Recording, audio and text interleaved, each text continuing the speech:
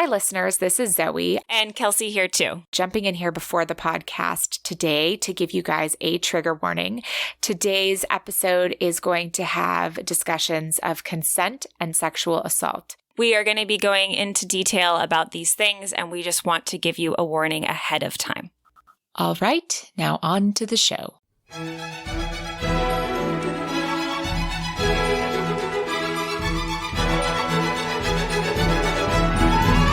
Hi, and welcome to Tea and Strumpets, a Regency romance review. I'm Zoe. And I'm Kelsey.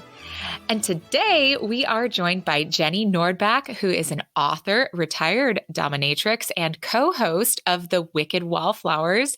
So Jenny, thank you so much for joining us today. Thank you. I'm super excited. Yes, and we are so lucky to have you for this episode and for this discussion. But do you want to tell our listeners a little bit more about you and what you do? Yeah. So it's funny. Just before we started, I was telling Zoe that I was watching Bridgerton and had volunteered to come do this and was like getting ready to send these ladies a message to be like, I will talk about any episode but episode 6. I just don't have it in me to have this conversation about consent and everything else right now. And then like was seeing just all these Twitter takes on it and got like madder and was like, you know what? That is the only episode I want to talk about. Like, let's do this.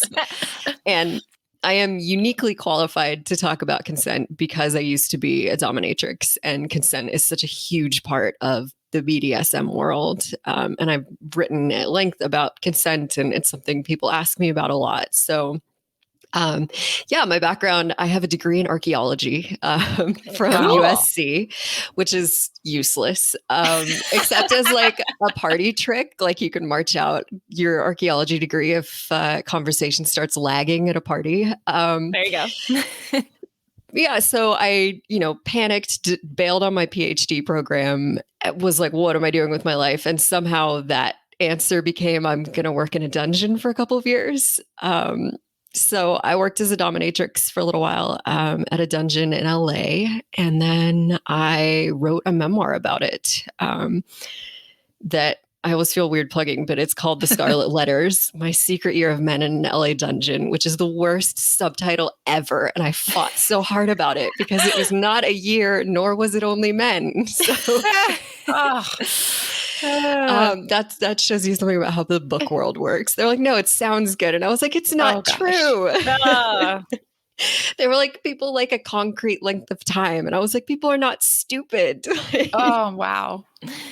So here I am talking shit about my editor. Nobody's ever going to publish me again. She knows. So yeah, and then now I have a podcast that also talks about romance called the Wicked Wallflowers Club. So. I think a few people have heard of that one.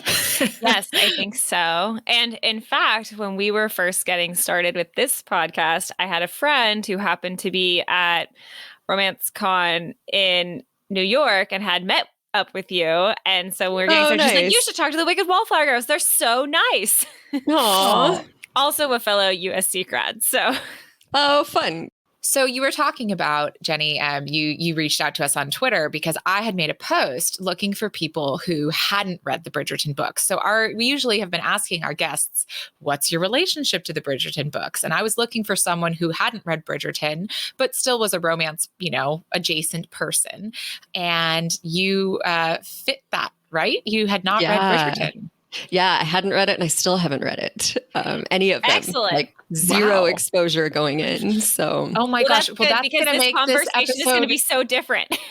That's exactly what I was going to say. It's going to be so different because we've all been so enamored with what's to come in season 2. And so Kelsey, you and I are going to have to be careful about our, I mean, I've seen enough that it's okay. But. Okay. Well, anyhow, Anthony. But then Jenny, after watching the show, before we get into our episode synopsis and then our discussion of the episode and the whole series, do you have a favorite character from the series? Ooh, I mean, I like Penelope a lot. Mhm. And then Eloise is the kind of scholarly sister, right? Yes. Yeah, I think Eloise is probably my favorite. Partly, like, they've clearly made her really immature here, but I can see what they're trying to do with her. And yeah, I can definitely relate to that character who Yeah. just like wants no part of any of it. Yeah, she's pretty great. I feel like they've really taken kind of some of the underlying character traits of hers that are even just not as strong in the book, but really kind of brought those out in the show and kind of brought us in my opinion, also like an even better version of Eloise. So I'm right there with you. I really like her. So then let's go ahead and get into our episode synopsis. So this is episode 6, and the title of this episode is Swish. So we begin as Simon and Daphne start their honeymoon. They arrive at his estate Cliveden together and are greeted by the staff, including Mrs. Coulson, who is the housekeeper. But before she can take Daphne on a tour, Simon absconds with Daphne to the bedroom. But eventually, Daphne does get a tour from Miss Coulson, who makes a point of showing her the nursery, which, as we know that Daphne knows, won't be used. At dinner, the couple shows their budding relationship to us viewers. Daphne moves across to sit next to Simon instead of staying seated formally at the very far end of the table, and they talk of familiar things.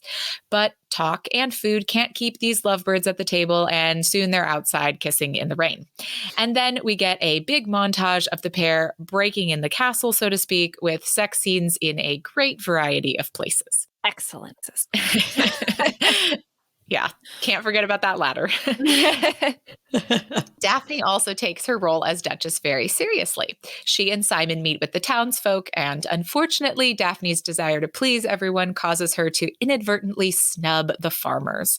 Simon also starts to really look into the books and realizes he needs to spend more time paying attention to them and their tenants to keep their incomes on track. As their relationship stumbles a bit on the outside of the bedroom, Daphne takes Mrs. Coulson aside to talk to her about Simon's past. She's fairly forthcoming, and we learn more about his estranged relationship with his father, including rehashed elements of what we've already seen in flashbacks. But something Mrs. Coulson says sparks something in Daphne, and she immediately afterward runs to her maid Rose and asks her to please explain how children are actually made. And Rose does. So that evening, when Daphne and Simon have sex, she gets on top and forces him to orgasm inside her. Afterwards, she tells Simon he tricked her by lying about the reason for not having children, and Simon feels betrayed because she did something without his consent. And the pair get frosty with each other. Now, back in town, all sorts of things are happening. Eloise has been charged by the Queen to uncover Lady Whistledown's identity, so she's working on that. Meanwhile, Colin confirms that he's asked for Marina's hand to marry, which no one other than Marina and Mrs. Featherington is happy about. Penelope is distraught, and Anthony confronts Colin, questioning Colin's devotion to Marina and refusing to give him his blessing. After all, Colin is so young. So the blissful Bridgerton household has gone frosty too, as no one but Colin thinks he should marry Marina. He tries to explain that it's love to his mother, but Violet knows her son and is worried for his future. It seems a rash decision to her, but Colin believes himself in love. However, we know that while Marina likes Colin, she is just using him to change her own fortunes. Penelope is torn knowing the truth about Marina and begs Marina to change her plan. But since Marina won't, Penelope gives in and takes Colin aside to reveal some of the truth about Marina. She tells him of Marina's love for another and the letters too.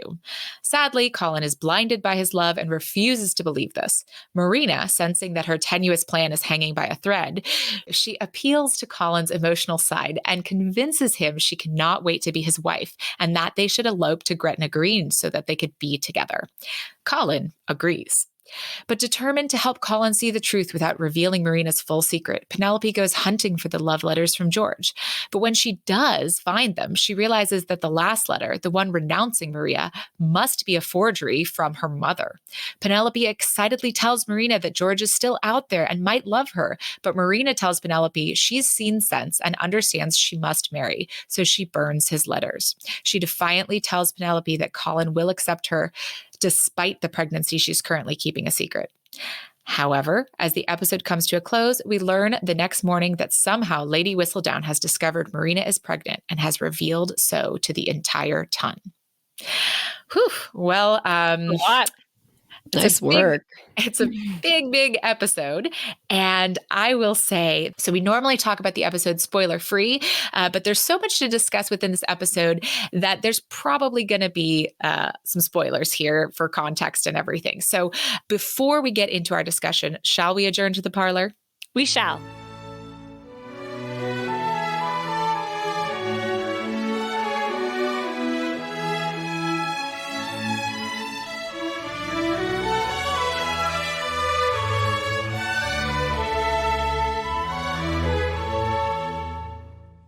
So we're going to be short and sweet here in the parlor today so that we can get into our discussion about episode 6, since this episode was a little bit different format. But if you would like to interact with our recap on social media, be sure to use the hashtag BEE my Bridgerton. To get in touch with us about this or any other episode, you can email us at romancepod@gmail.com. You can find us on Twitter and Instagram at T as in Tom, N as in Nancy Strumpets, on Facebook /T and Strumpets, or YouTube by searching our name. And of course, we have linked to our YouTube in the show notes. As you guys know, we're hoping to up our subscriber count on YouTube to unlock some new features there on YouTube. So if you'd like to just hit that subscribe for us, we've got a handy link in the show notes. And if you really want to be in the know, you can sign up for our email notifications on our website. If you subscribe, you'll be the first to know what we're reading each month. Plus, you'll get all sorts of extras, including exclusive content from each of the authors who join us on the podcast for our regular interviews. Our website is romancepod.com, and there you can find episodes, more information about us, and other resources. So take a look. And finally, if you like what you're hearing, we would be so honored if you would consider leaving us a review. Reviews on Apple Podcasts, Facebook, or wherever else you can review us really help other listeners find the podcast. And of course, you can always tell a friend. Word of mouth is one of the best ways that I've discovered podcasts, and your recommendation is a great honor.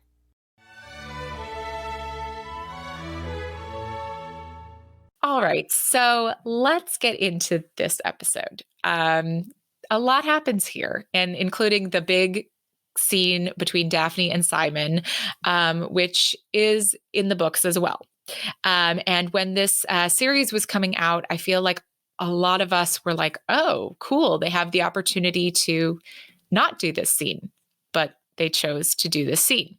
And one thing we'll caveat it on, if anyone like Jenny has not read the books, the scene in the books is much more questionable. Yeah, I would definitely say that, Jenny. I don't know how much you know about the I've seen quite a few people talk about it, that I think Simon is drunk in the books, yes, right? So he's drunk in the books, and Daphne is sober. And Daphne's sober, and it's much more like a conscious. And we talked about it quite a bit in our full episode on The Duke and I, which I think is like episode 6 of our podcast. It's like way back there. Very early on. But so if you want a full discussion on, the scene from the book, feel free to check that out. But let's just talk about our first, reactions. Jenny, when you saw this, obviously it raised something in you for sure. Yeah, I mean, we're talking about that scene specifically, right? Not them like fucking all over the castle or. No, I think that was fairly consensual. Like, Yeah. just from my point of view, that looked fairly consensual. No consent issues there. Yeah, so I was primed for this scene going in. It's not like I went into this blind. Like, I'd already seen so much discussion about it even before the show had come out. Like, it's not like I was surprised by it. So I was like waiting for it to happen. And, the actual interaction between the two of them, like the having sex and the kind of the moment where like she stays on top and he kind of loses control and whatever, I was like, like it wasn't good, but the moment where it really fell apart for me is she gets off, not literally, she climbs off of him. Well, I guess that is still literal. And he says, I don't like, what did you do? Or what have you done? Or something like that.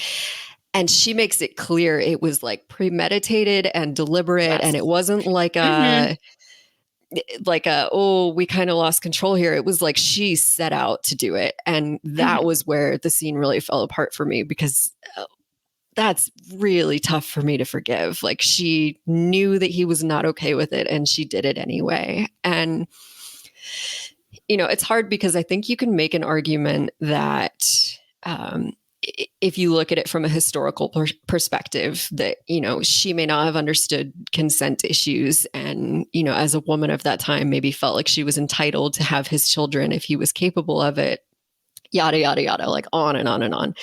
But we're not making this show in history. We're making it today for a contemporary audience who does know about consent. And, I would like to think have grown, especially in the last couple of years with Me Too discussions. And we have become so much more aware of the importance of consent and are having these conversations in a way that we weren't having 20 years ago when this book was written. So it's like, this wasn't made in 2000. This wasn't made in the time that it's set. It's made for a contemporary audience, and they had an opportunity to think about that a little bit more.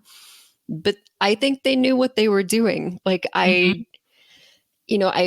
don't think it's necessary to make art that is free of issues. Like, it happens sometimes deliberately, like look at a show like Game of Thrones, there's incest, there's rape, there's all kinds of issues, and they know that they are doing those things. It's not up for debate. It's like, it is openly problematic, and we watch it anyway. So, I think it is important to critique it, but it does not mean you can't watch the show and that you can't enjoy the show, if that makes sense. I think where we got into trouble with this one is you had so many people trying to justify it as though they needed to justify it in order to enjoy the show.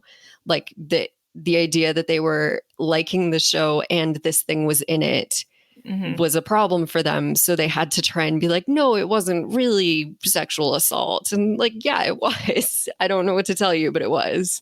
Well, and I think too, like you mentioned, the fact that Daphne, like right afterwards, immediately jumps off of him and is like, protecting herself because she knew she did a bad thing, like that was very premeditated. I think that in the context of why they chose to keep it in the show, like we mentioned, it's a much better scene than in the book. However, I think keeping it in really is the context of the fact that like they're both meant to feel massive betrayal. I'm not justifying the act because it was an issue of consent and but that's why you need to understand why it was such a betrayal for Simon, like, and why he should feel so hurt afterwards. Like, because it's bad and he should be allowed to consider it a bad thing. I think that it's really interesting the way that they did it, from the book and quote unquote making it not as bad, right? Like, so they made it not as bad in a lot of ways in my eyes. This is not justifying it. I promise I'm going to get there. One, Simon isn't drunk. Two, when it happens in the book, Daphne rolls off of him and rolls up into a little ball. Like, and I think the line is something like she's trying to save every drop of him, like it's not, Jenny's face is not great. That's exactly how I feel now when I read it. I didn't feel that way when I first read it, but I just feel I'm much more aware of that in the current climate, which is good. Like, I think that's that we're looking at these things in a much better light. And so that's why, like, while I think that they did some things that quote unquote made it better, they also, had the opportunity to write it differently where, Daphne didn't necessarily say it like that, where she could have gotten off of him and said something different, like a more betrayed thing. And I think we could have still could have still had Simon's betrayal. Like, I don't know. I just don't know why they went halfway with, making it better versus erasing it. Like, they could have completely erased it and done it completely differently in a manner that was consensual, but yet still a betrayal in some way. But like you said, or they could have just gone full tilt, and made it bad because it was bad. Yeah. The making it better is, I think, part of this conversation that I have a really hard time with, because I think survivors of sexual assault, and me being one of them, have a really hard time with this idea that something wasn't bad enough. Like, when does it count? When is it bad enough to really be sexual assault? And you deny it and you blame yourself and you go on this like vortex of, like, it wasn't bad enough to count. It wasn't full-blown rape. Maybe I consented at the beginning. Like, it gets really confusing and it's difficult to deal with. And I think when you see people on the internet talking about something like this in a show and these like degrees of bad, like if he was drunk, it would have been worse, or, because, and it's like, it's sexual assault. Sorry, it doesn't matter which rung of sexual assault it is. It's not okay. And he was a victim and she was in the wrong. And, I saw someone, a psychologist wrote a Twitter thread about that. And I just started to sob because it was like, that was what I needed to hear, that like these justifications that people come up with and these like ways that we look at like how good or bad it was for someone make it really difficult for survivors of sexual assault to like wrap their heads around their own experiences and like rehash all of that work that they've done in their heads, if that makes sense. No, it does, because I think too, the idea behind it is understanding what sexual assault is in that sense. It's like you said, like they're trying to rehash. It's like, oh, well, I consented at the beginning. So where is that line? But, for me, like my own personal journey came with I came away from a situation feeling gross, feeling icky, and I had done a lot of wrong things. Like, I didn't like myself for it because I knew I'd been in the wrong with a lot of it. But I had come away hating myself and but not feeling good about it in like a different way. And I was talking to a friend and she was like, well, that's sexual assault, right? And I was like, oh, I did not actually put two and two together. But then talking about it later, people are like, oh, but was it? Like, that seems like such a like really exaggerated word to use for that situation. It's like, no, but that there was a line. Yeah. There was consent and then there was no longer consent. Yeah. Well, and isn't it wild how we don't, and I think it's partly because of these things that we're just so inundated with this messaging of like what counts, that we can go years until somebody points it out before you really understand your own experiences in the context of like, oh no, that was a violation. Like, I went to USC and I was a patient of the USC gynecologist who has been in the news. And for years knew that what had happened wasn't okay and that it made me uncomfortable and that it was wrong. And it wasn't until it hit the news that I was like, oh, that was sexual abuse. Like you just reframe it in your head. And then you suddenly are like, how could I not have seen it as this before?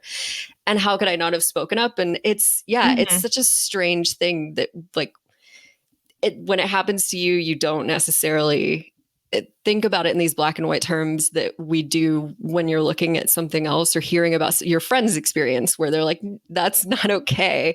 And I think that is why it's so important to call this what it is and not try to justify it or, skirt around the issue.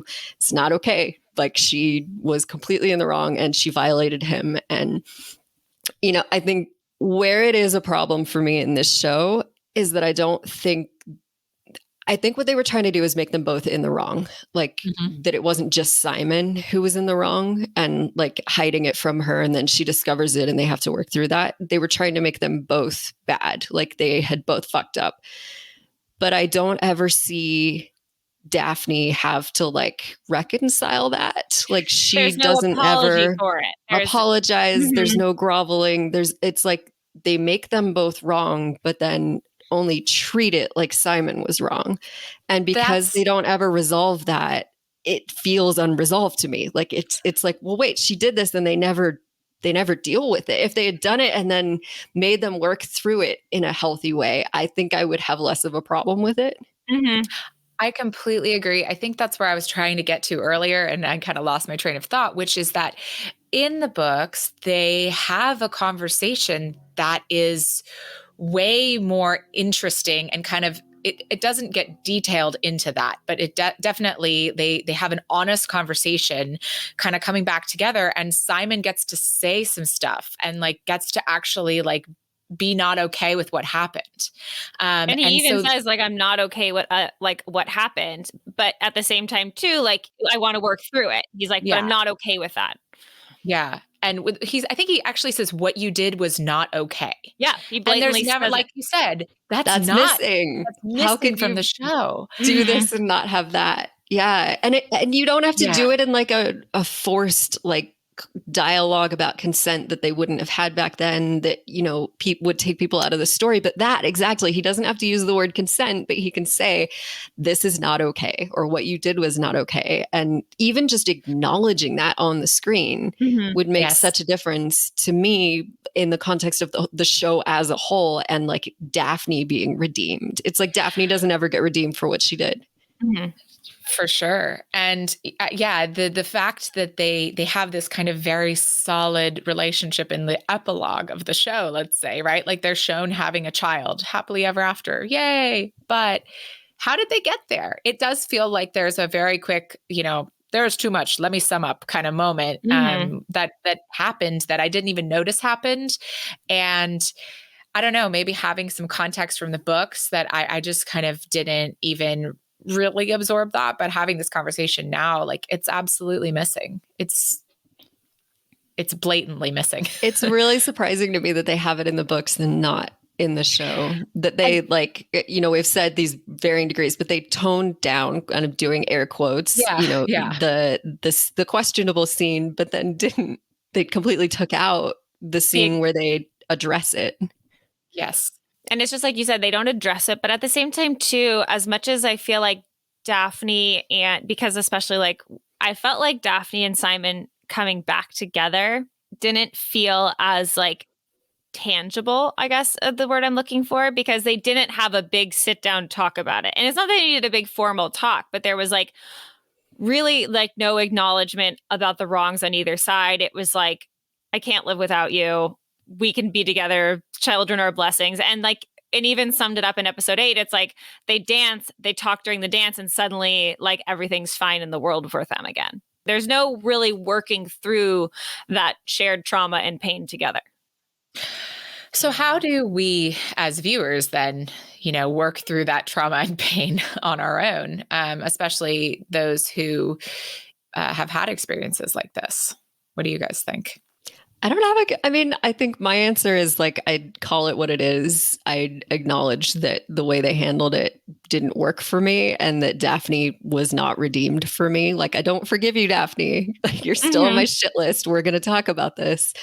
But you know, it is what it is at that point. Like at that point, I decide whether I still enjoyed the show as a whole, and I did, or, you know, I don't want to talk about it, and, you know, I'm going to pretend it doesn't exist anymore. So a lot of the conversations that we've had kind of with our other guests kind of surrounding this scene is that a lot of conversations around consent have arisen because of Bridgerton. So in some ways it's opened a big dialogue on consent, but is it valid to consider that, you know, is a good thing that's come out of it? Or do we think that Bridgerton had a bigger responsibility that they dropped the ball on? I mean, I think they dropped the ball a little bit. Like, they could have done it better. Like, even if you were going to leave that scene alone, I think just having one line in there would have made it significantly better for me if they could have just acknowledged it on the other end. But yeah, like it reminds me a lot of 50 Shades of Grey, where like, was that the best example of consent and BDSM? Like, is that the model of BDSM that I want everybody and their literal mother to read? Not necessarily, but it got us talking about it, and it put it on the radar, and it allowed so many other pieces of art to be made and analyzed, and it aroused this interest, and it changed publishing and the way we treat women's fiction. And like, you have to give it credit where credit is due. And that's kind of how Bridgerton feels to me, where it's like, is this perfect? Is it the exact show that I want it to be? No. It's probably never going to be, but it's done really well. And it's got all of us talking both about the validity of women's stories on TV, and, you know, how we could make romance in a way that really is marketable and profitable, and that there's interest out there and men are excited about it. And it's like, you have to take it as the full picture of like, it brings all of these good things to the table. And like you said, the controversy around that scene has gotten us all talking about a kind of consent that we haven't had a really deep discussion about, particularly when it comes to like women violating men or, these issues. We don't get that much opportunity to talk about that. Have some people really shown their asses trying to talk about it? Yeah, but you can't learn until you show your ass and get eaten alive for it. So. Yeah. I think definitely like that's it. That's something that, Kelsey and I struggle with too, right? Like we want to say something educated about these subjects, but it's also really important to just say like, well, a year ago I was a reader and that was it. And then I thought it would be really fun to start a podcast. And I don't know why people are listening to me, but I'm so thankful for all of you guys. But I'm going to screw up too. Like I'm going to screw up all day long because I am not an expert on all these things, but I'm really glad that I get to have these discussions and learn more. Well, and like you said, I mean, like we've said some things on the podcast and gotten, emails about it or corrections about it. And we like it. It's like, we want to have these discussions because we want there to be an open dialogue. We want there to be discussions on all different levels. We want to talk about the inequalities in our world, and we want to talk about the negative things and how, but at the same time too, we know that we have a very narrow lens from our own personal experiences. And like, we might put our foot in our mouth, that might be it. And if we do, call us out on it and we'll acknowledge it, because it's the only way to learn, because we've felt that like being too afraid to have the discussion is just as bad as not having it. You know, absolutely. So we might as well have it and maybe need to make a few corrections. But the fact that we are openly saying, look, we're open to it. Like, tell us where we got it wrong, And that's the thing is, sure. Create anything, a podcast, a book, like literally anything, you are probably going to do something problematic at some point to someone. And I think that was the point I made in my initial message to you guys. It's like, I wrote a memoir and there's some problematic shit in it that I have been called out for. And I would 100% not write that stuff now. But, in the moment, you can't think of all the things to all the people, and you're in your own headspace and have your own shit going on in your life, and you just don't know what to think about it. A show like Bridgerton has more hands and more pressure, and should probably be held to a higher standard, but it's still an artistic choice to include it in the show. It's still a show made by people. It's still a show made by people, and they probably, getting into that scene, I'm sure the writers of the show and all of that probably had a massive discussions about what to do with it. They can look at the source material, look at where the show is going itself, what they want to do, and as you said, it's artistic. They had to make a choice, and maybe we don't agree with the choice, but at the same time too, at least we can talk about it and discuss it. Do you guys want to talk about the fact that Simon ejaculated all over the house and he was cleaning it up, or right? So much everywhere. Just such a sticky mess. I don't know, man. There was a lot in this episode, and I did want to discuss some of that, not just the consent stuff, because this episode has first of all, the sex all over the house in so many uncomfortable places. I wish there'd been more foreplay in Bridgerton. I actually kind of enjoyed the sex montage because it felt very romance novel. Like as a reader, I was like, yes, like all of these, like they have sex everywhere all the time for 2 weeks. They're just stuck in their room or whatever it is that we read in romance novels. But yeah, I like the visual of the sex, but I was like, Hastings, may I introduce you to a clitoris? I mean, he does go down on her a couple of times, so I shouldn't be complaining that much. But he did explain to her how she could get herself to orgasm. Yeah. But there is a whole lot of just like stick it in there and like thrust away. And as a viewer, I was like, whoa, hold on, bro. Like, as a woman, I was like, excuse me. The sex on the desk, I was like, that was not good. Like, you would be punished for that. You owe her orgasms, buddy.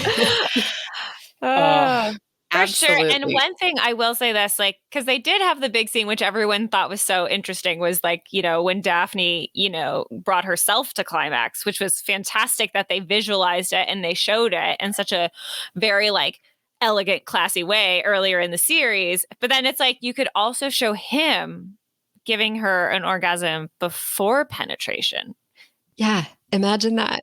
I know, like, Yeah, and people were like, they don't have that long. And I was like, make it a montage. Like, just give me flashes of each thing that they're doing, like each act. yeah. Or, like 45 seconds of him getting her off and then 10 seconds of him away.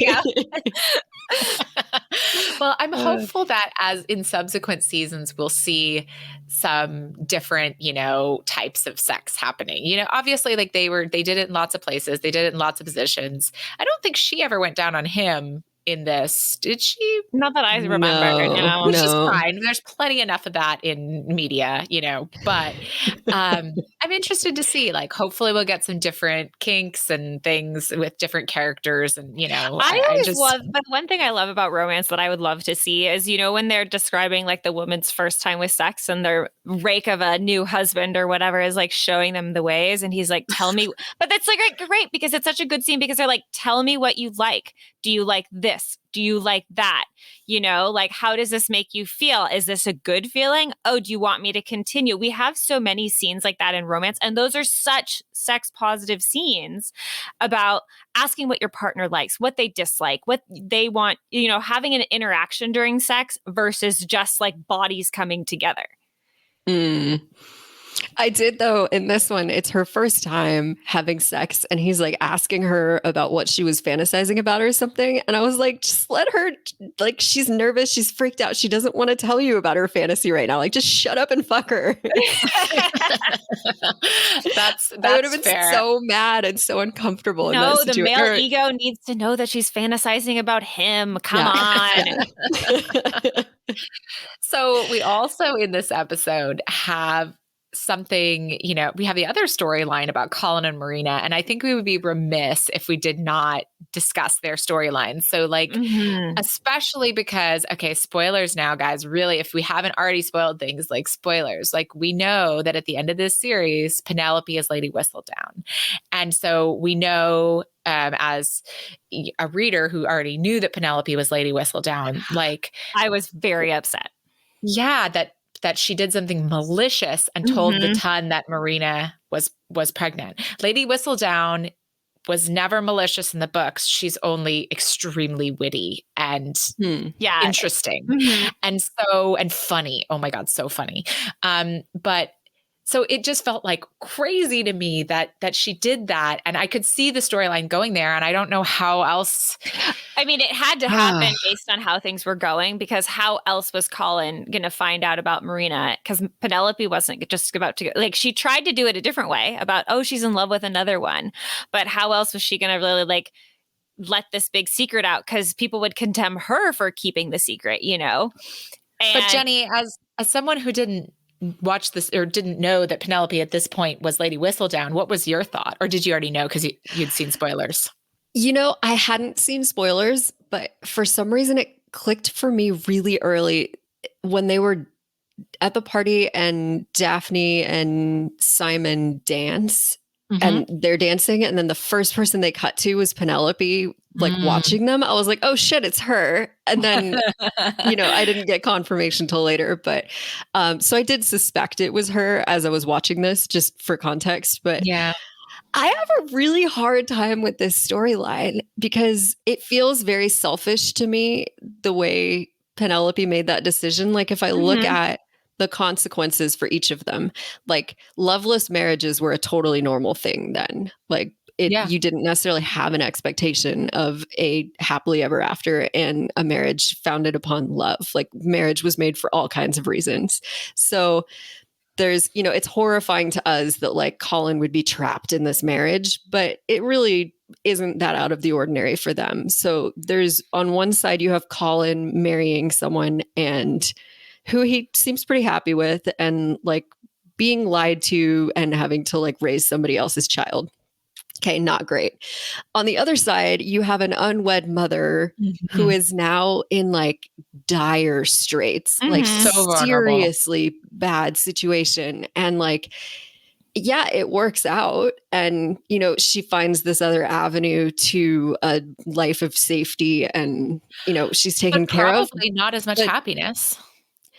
Yeah, for sure. But they didn't know that at the time, you know, like Penelope didn't know that when she threw Marina under the bus. So like, was what Marina was doing wrong? Technically, yes, but she was put in a really shitty situation. And if like one of those outcomes to me is a lot worse, like Colin being trapped in a marriage to someone that he probably would have learned to actually love and like gotten along with and whatever. He's really young, but like, it's not that horrifying an outcome. Like, she's nice. She's attractive. She likes him. Like, it's not like she secretly hates him or something versus like Marina potentially ending up on the streets with this innocent child. Like, that's a really bad outcome. So Penelope decided that this was worse than this, I think purely for selfish reasons. Yes. Oh, agreed. I mean, she was infatuated with Colin and didn't want to see him marry someone who was lying to him and acted the way she felt she needed to.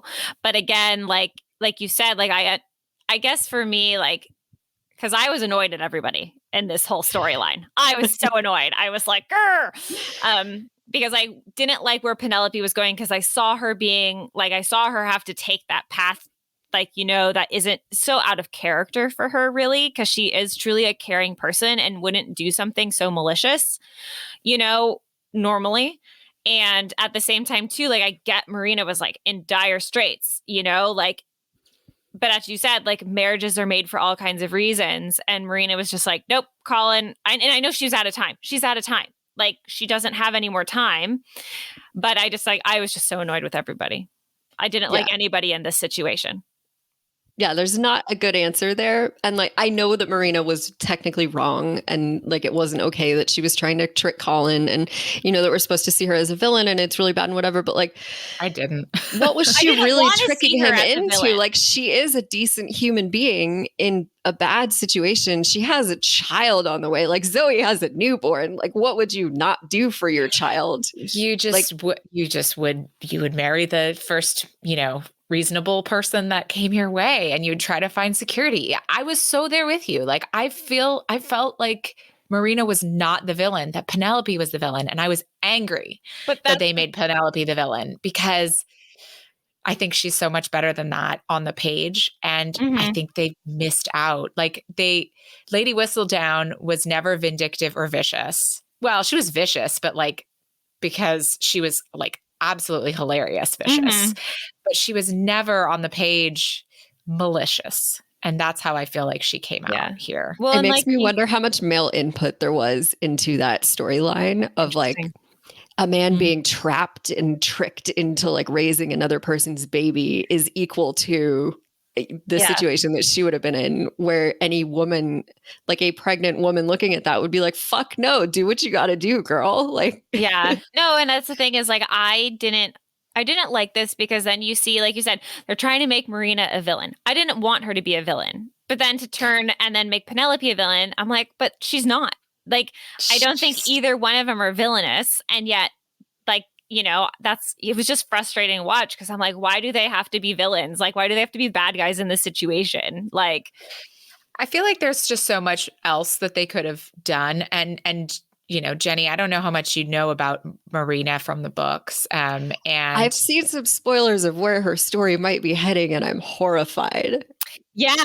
Do better, writing staff. Do not fall. Like, you've got plenty of warning that is a bad choice. So yeah, we've talked about this in another episode. So do you mind if I so you probably have seen these spoilers, but yeah, go for it. In her story, or in the book that her story features in, she suffers from really bad depression, and then postpartum depression, and then eventually suicide. And she is she's not even alive when the book takes place. You know, she's a character that had already passed away long before that. And her husband is dealing with that loss and all of these things that, you know, come with that, and his children. And so there's actually, in my opinion, like a really positive thing talking about postpartum depression and suicide and recovery from those sorts of things. But having Marina as a character now, potentially going towards that, I feel like we're in a major issue space, like we are talking about with this episode and the consent. Like, I think that things are going to get really tricky if that's the direction that they head. And again, that was an artistic choice they decided to make, knowing all the things that, you know, looking through all the books, it's like, okay, so you've made us, you know, invest in a character that book fans know doesn't have a happily ever after. And even if she does get a happily ever after, it's going to impede potentially what we expect as the happily ever after for another character. So it's very complicated. Well, and it's further complicated by the fact that she is a woman of color who, if you go down that path, you are using as a plot device for a bunch of white people. And that's also not terrible. Good. No. Yeah. So there were often dynamics between like Marina and Mrs. Featherington that made me very nervous early on in the series. And because she was an actress of color, and I just was like, which is also why I didn't want to see her made a villain either. And then like, what, the one who's other in that family has to be the villain? Grr. And she's the like pregnant out of wedlock. Yeah. There's a lot to unpack there from a racial standpoint.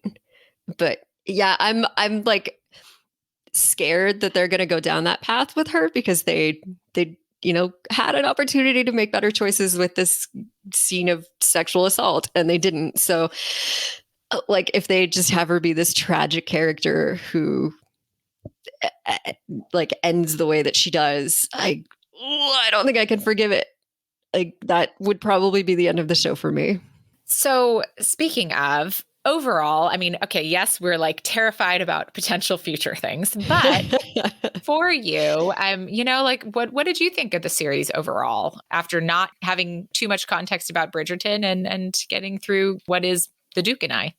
I mean, I enjoyed it. I loved the visuals, like the costumes and the casting and all that kind of stuff. Like, I'm assuming you guys have talked about it in other episodes, but the way that they decided to handle race, I like some pieces of it, but there's that throwaway line that was in there about like it being because of the queen that made no sense and completely took me out of the story and completely changed the way that I thought about race within the show. So I was right there with you. That was really tough for me to like, it then was just in my head the whole time. And I didn't love that choice. Obviously didn't love some of the choices about Daphne not redeeming herself. I think Daphne as a character, I had a hard time really loving the way that you need to for the heroine to be the vehicle that like gets you through the story. She's not our favorite Bridgerton. We're going to throw that out there. Daphne is not our favorite Bridgerton, even after reading all the books and watching the show. She's not our favorite Bridgerton. There's so many romance novels that you could make into a show, and I would be like, I will die for this heroine, or, whatever it is. And like, this wasn't that for me. It was just kind of like, I really enjoyed it. I love, love, love that it's doing as well as it is, because God damn it, we deserve more. Like, give us more. So, it's like, I'm really excited. I haven't watched it 4 times like a lot of people have, but it's okay. I'm weird about rewatching and rereading things. I have only watched it the one time. And then again, I've only read the books twice each, because I read them once 10 years ago and then I picked them back up for the podcast. I'm not a big fan of rereading things. I don't usually do it. There's so many new things that I don't often gravitate towards a reread, but have you in the last year? I feel like so many of us have been rereading and rewatching in like the trauma that all of us have been dealing with. No, so I didn't in the last year. So I only reread all the books for our podcast No, she just episode. means like rereading Just in general. Oh, like just I've in watched general. the entirety of Black Sails at least 3 times in the last year. No. Like I rewatched something. So the problem is like I like TV shows medium. Like I'm into them, but I'm not that into them. The problem is my husband like lives watching TV shows. So the problem is like we'll start a show that's very nostalgic. Like we started watching Scrubs, and then the problem is he'll watch like half a season while I'm at work. And then I'll get home and be like, I don't know what's happening anymore. And then I just like check out. So that's the thing is like, I don't tend to rewatch things just because I know he takes them to like a next level and I just don't have that energy. But I did reread. The only thing about rereading as far as like good hearted things, like I had a hard time reading a lot this year. I have periods where I read a lot and then periods where I didn't read anything. But I'm nodding vigorously in case anybody is wondering. Yeah. I think a lot of us really struggled. Yeah. And so, but watching Bridgerton, the first thing I did, I was like, I watched like 4 episodes, and I went back and I picked up an old Julia Quinn to reread it because I just like the show made me just so nostalgic for her writing. And I picked up a book again that I hadn't read in probably like 8 or 9 years, like one of the first Julia Quinns I read aside from the Bridgertons. And I read like, it took me 3 days and I read 3 of her books because that was the happy feelings that the show gave me. So it gave me good happy feelings. I just explored them in a different way. Well, I'll just chime in here to say that I was pregnant during 2020. So that was also a weird time, for me, just because, especially towards the end when like I was done with work and anyhow. So I rewatched 16 seasons of Top Chef. And we also rewatched a whole bunch of stuff. Rewatching was, absolutely a comfort. And it's about that time for my annual or biannual reread of Devil in Winter. So I'm a big rereader. I was seeing it discussed on Twitter yesterday and was like, I could use some Sebastian in my life right now. You can always use a Sebastian. That's the thing. I was reading What Happens in London, which is not the main character, but a heavily featured character is a Sebastian. And I was like, oh, a Sebastian. That's just what I needed right now. Yeah. And I think that there's a lot of from Bridgerton that kind of gives you that nostalgic feeling of romance as a reader. Like I feel like they did capture a lot of the spirit of romance, of Regency romance within the show. Like as a fan of the books, I felt seen. I mean, we've said this, a few times now, but I really did. I felt seen. I felt like they gave us a lot from the books, scene for scene in so many ways that many adaptations don't do. And I mean, I'll definitely say it. Like we've had one guest on who said The Duke and I was her favorite book of the series, which great. There's something for everyone, but man, it is so not my favorite. Like I feel like the rest of the books are like, not all of them, but many of them are so much better. And what are your favorites?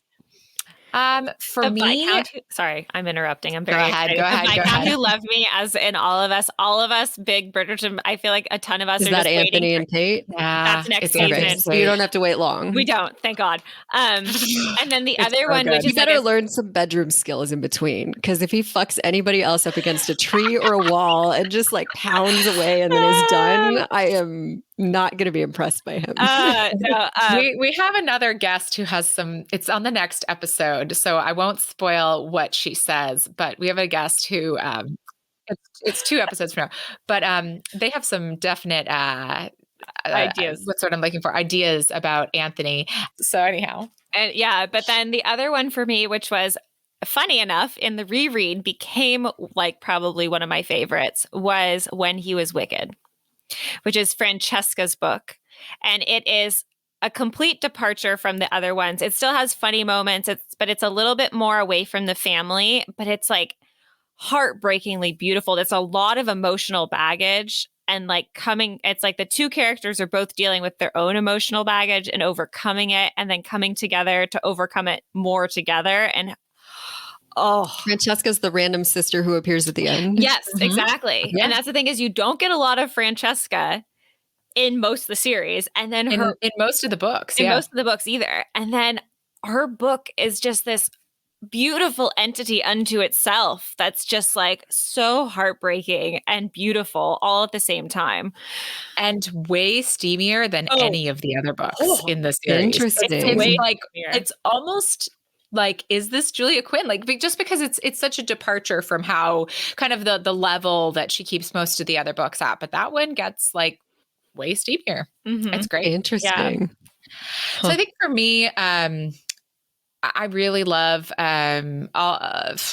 gosh, it's hard because the Viscount Who Loved Me, like, it's really great. And I identify very personally with Anthony because he and I lost our fathers at the same age, and kind of suddenly. And when she writes those scenes, it's very relatable for me. So I think like there's just a lot that I just connect with Anthony, surprisingly. But a sleeper for a lot of people that I love so much is Benedict's book, which is a Cinderella story. And I don't think we're going to get that in the show, but I'm okay. And I'm here for it. Why don't you think we're going to get that? I mean, to me, it seems like they're doing a queer storyline for Benedict, and I would be totally fine with that if that's the direction that they go in. I think it's really interesting. I think that I love all the queer historical romances I've read, and I would love to see it on screen. I would love it if they did. That interestingly wasn't the read I got. I read it as like queer baiting, like they'd set it up in the previews and stuff that maybe we were getting a queer storyline from him, but then in the show he's with the dressmaker lady, but then maybe that's him figuring himself out. Yeah, that's what we see. Because for us, like Benedict in the books is kind of like the side character. Then you get him in his books, but for us, like watching him in this first season of the show, Benedict really stands out, and you can see him kind of become like discovering himself a little bit more and his journey there. And we're like all about this journey he's going through, and we would love to see it like culminate in something new and different. Yeah, I'm really hopeful it's not queer baiting. It's not just like, oh, this is something, this is part of the world, look, there's some bohemian lifestyles, et cetera, and then that's it. Like I'd be disappointed if that's where it is left. I think a lot of people would. I think most of us are really here. Everyone we've talked to is really here for queer Benedict. Oh, yeah. Yeah, for sure. I mean, funnily enough, I think part of the reason I love Eloise so much is because she gives me kind of queer vibes. And I'm like, yeah, like I would date you. We've talked about that as well, because we'd love to see an alternate storyline for Marina, which would then mean an alternate storyline for Eloise. Yeah, so that's Eloise's book where Marina is featured. So I've sat and thought of so many ways they could fix that. The Marina thing where I'm like, she doesn't really die. She like has her own love story and wants to escape. So they pretend she died. I don't know. Like, guys, you've got to write your way out of this. It was really funny when we were talking about that. I was like running through different scenarios. I was like, well, maybe she just like, leaves, or maybe she grants her husband a divorce because he sees how much he loves Eloise. I don't know. Anyway, I mean, there's options. No, yeah, it's write your way out of it, figure it out, but do not do that to that character. It's unforgivable. When you say write your way out, I'm sorry, I'm going to have another Hamilton moment, because I just feel like it is the eye of the hurricane, like staring at you, and like they do need to write their way out. So anyhow, they've already said somewhere, Kelsey, you've read this somewhere, that one of the Bridgertons will not end up with who they end up in the books. But is it Eloise? Is it Benedict? I mean, those are the two that like right now have definite potential for not ending up with their, book mate. Obviously Hyacinth and Gregory and Francesca, we don't really know much. I don't know. I don't want them to toy with Francesca's story. Yeah. They can change something so more Bridgerton characters feature in it, but I do not want them to change her story. Well, she's in London, isn't she? I wish you guys could see Kelsey's face right now. No, don't change it. It's beautiful. You don't need to mess with it. It's pretty great. And that's the kind of the cool thing about the Bridgertons is like, we've kind of talked about this before, where like there's a little bit of something for everybody. There's a lot of different stories going on. Like I just said, I kind of relate to Anthony, because we have a shared experience, and Francesca, in her book, is a widow. And I think that is also like a really interesting point of view to come from, and is so typical for the genre. There's widows all over the place in Regency romance, because they're afforded a different lifestyle. So I think for writers, it gives you a little bit a different play space, to write your characters. But yeah, I think we diverged quite a bit from which books were our favorite, but yeah. It happens. Yeah, it is interesting. Like if this was like a Lisa Kleypas family, if this was like the Wallflowers or the Hathaways or whatever, I know where you guys are. Like I have those like intense feelings about those characters and those stories. And I'm like, don't touch it. Like I will come for you. But I think because I haven't read this one, I'm like, no, mess with it. It's totally fine. Well, some of the discussions that we've really kind of come to the conclusion with all of our guests that as readers, we do really feel seen, and we do really feel like they did justice to these characters. They brought the spirit of the characters to the show so well, and they gave so many nods to us readers that we felt like they actually loved the source material, overall. They weren't mocking the tropes. Like they gave it to us in the way that we wanted it. It wasn't like tongue in cheek or, like they were setting it up to be ridiculous. It was like they were taking it as seriously as we take it. Well, and for example, it's a very small thing that, as a fan, you feel seen, where like there's that scene earlier on with Anthony and Daphne down in the kitchen trying to turn the stove on to get milk. And that's in the book exactly as it's written. And they can't figure it out, and they stare at it, and they just have this moment. And it's like little things like that as a fan, you're like, oh, they gave us some of those moments we love. And I don't know, that just makes it more exciting to see. So I'm with them. They've hooked me to the point, right now, obviously there's some things I'm wary about, and there's some things, that we've already discussed here today, but I am also like, yeah, mess with it, because I feel like you're still handling it with care, enough that I'm willing to follow you on this journey.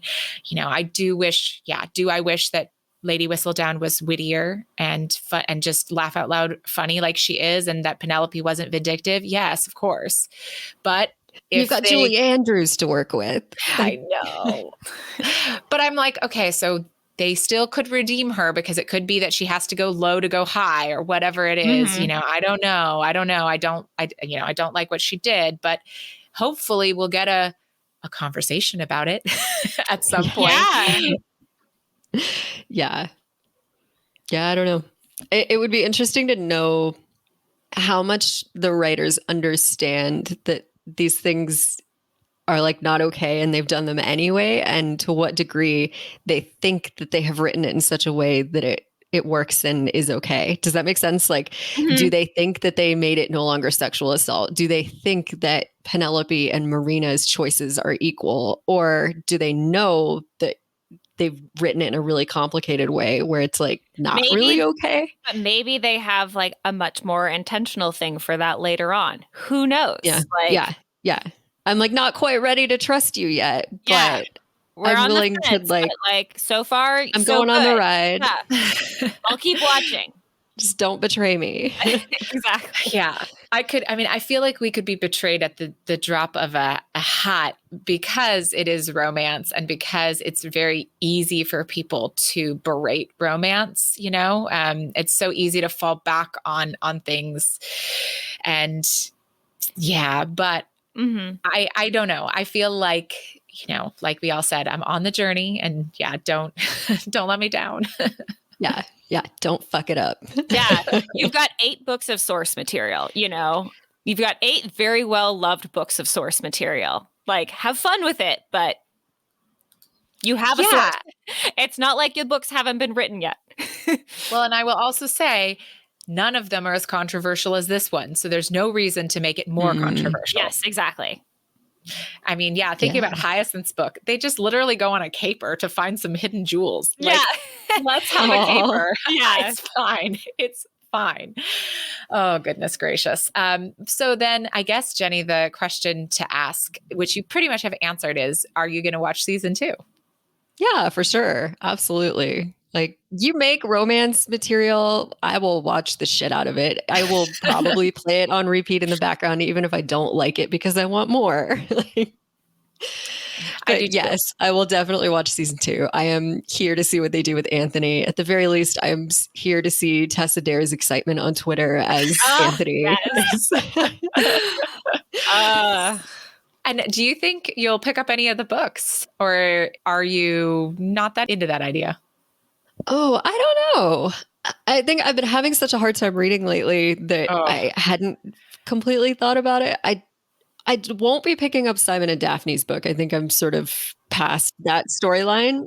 But I think you guys have made me interested in starting at the second one. Like, I know enough from this one that I'm like, yeah, Anthony and Kate. That sounds pretty fun. It's a great place to start. Everybody seems really excited about Kate. So I'm interested to see who they cast her as. Oh, we're all very interested. Cannot wait. Yeah.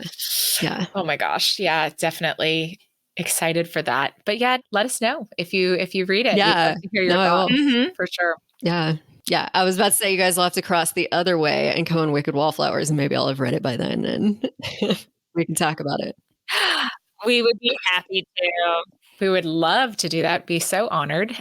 So, Jenny, we are so grateful that you came and talked about this episode with us. And it was so fun. And we'll have to do it again sometime in the future. Yeah, definitely. Yeah, you guys should come play on our side.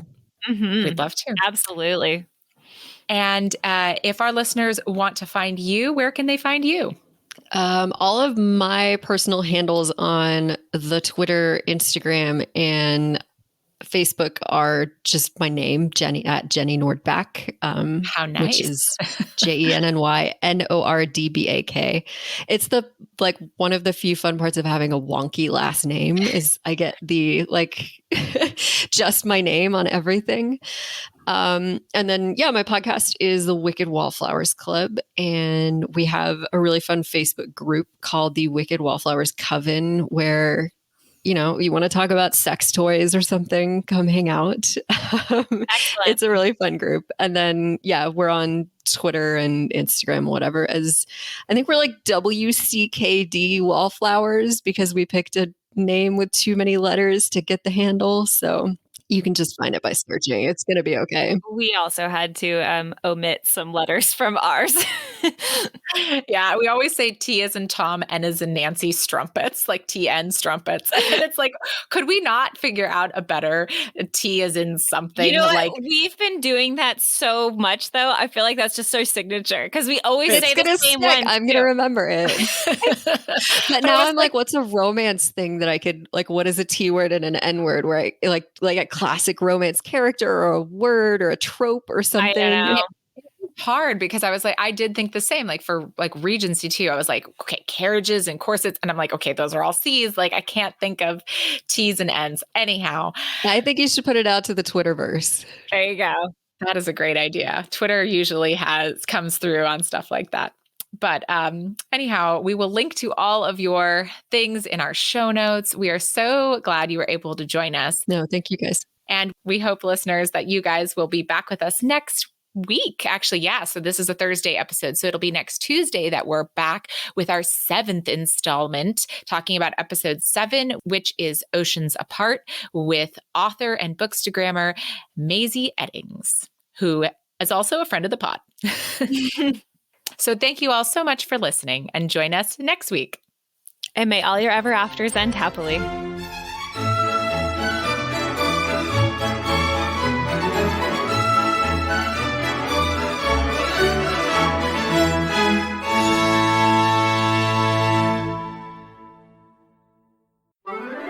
Tea and Strumpets is part of the Frolic Podcast Network. Find more podcasts you'll love at frolic.media/podcasts. Podcasting, I'm like, there's a dog. Whatever, it's a dog. Yeah.